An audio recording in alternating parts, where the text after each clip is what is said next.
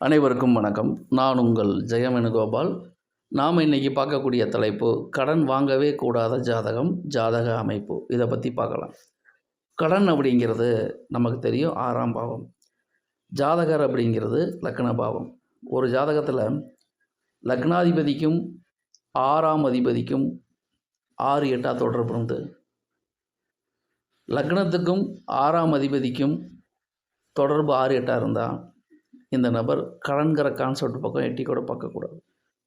அதே சமயத்தில் ஒரு ஜாதகத்தில் லக்னாதிபதியை காட்டிலும் 6ஆம் அதிபதி பலமானால் இவரும் கடன்கிற கான்செப்டுக்கு போகக்கூடாது. அப்போது லக்னம், லக்னாதிபதி, 6ஆம் இடம், 6ஆம் அதிபதி இவர்களுக்குள் 6 8 தொடர்பு இருந்தால் கண்டிப்பாக கடன் அப்படிங்கிறது கொஞ்சம் கூட இவங்க வாங்கக்கூடாது. காரணம் என்னென்னா 6ஆம் இடம் கடன் அப்படிங்கும்போது கடன் 6ஆம் அதிபதி வலுத்து லக்னாதிபதி குறைந்தால் கடன் சுமை அதிகமாகிடும்.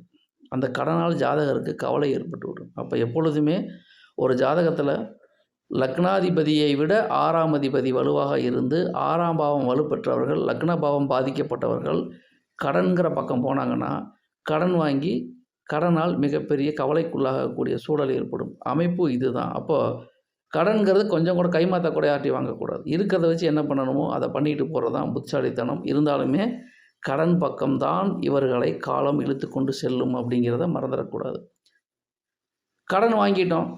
இந்த அமைப்பில் என்ன பண்ணாங்க, கால பைரவர் வழிபாடு கண்டிப்பாக இவர்களை ஒரு நல்வழிப்படுத்தும் அப்படிங்கிறதுல மாற்றுக்கருத்தே கிடையாது. எந்த ஒரு விஷயத்தையுமே நம்பிக்கையோடு செஞ்சிங்கன்னா அதுக்கு உண்டான பலன் கிடைக்கும்.